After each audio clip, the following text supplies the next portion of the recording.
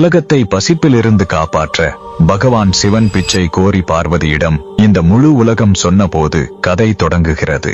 அவும் பொய்மாயையே என்று உலக தாய் பார்வதி இயற்கையும் போஷணமும் தெய்வி இந்த எண்ணத்தால் ஆவேசம் அடைந்தாள். கோபத்தில் தன் சக்தியை உலகத்திலிருந்தே அகற்றினாள். அவள் மறைந்தவுடன் பூமியில் கடும் வறடி இறங்கி வந்தது.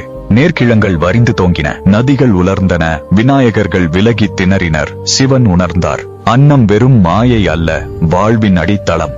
பக்தர்களின் பசிக்காற்றை தணிக்க சிவன் பிச்சை பாத்திரையுடன் பூமிக்கு இறங்கினான். வறண்ட இடங்களில் அவன் பாத்திரம் ஒவ்வொரு வாசலிலும் வெறுமனே நின்றது. அப்போது அவருக்கு தெரிந்தது, தன் சக்தியாம் பார்வதி காஷி நகரில் அன்னம் நிறைந்த முழுமையாக காட்சி கொடுத்து ஒரு சமையலறையை இயக்கி வருகிறாள். சிவன் பிச்சைக்காரனாய் தேவியான அன்னபூர்ணாவின் வாசலில் மிக வியப்பாக பிச்சை கோரி அன்னத்தை தன் பொற்கிற போலி பாத்திரத்தில் நிரப்பினாள்.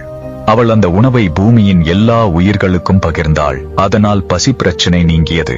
அன்னபூர்ணா தானே சிவனுக்கு பிச்சை கொடுத்த அந்த இடத்தில் இப்போது பரோ காஷி விஸ்வநாதருக்கு பரோ அருகில் அமைந்துள்ள காஷி அன்னபூர்ணா கோவில். இங்கு தேவி கைப்பக்கத்தில் பொன் பாத்திரத்தையும் கலசியையும் ஏந்தி தானமுத்திரையில் அமர்ந்திருப்பார். கமெண்ட்ஸில் ஜெய் மாதா அன்னபூர்ணா என்று தவறாமல் எழுதுங்கள்.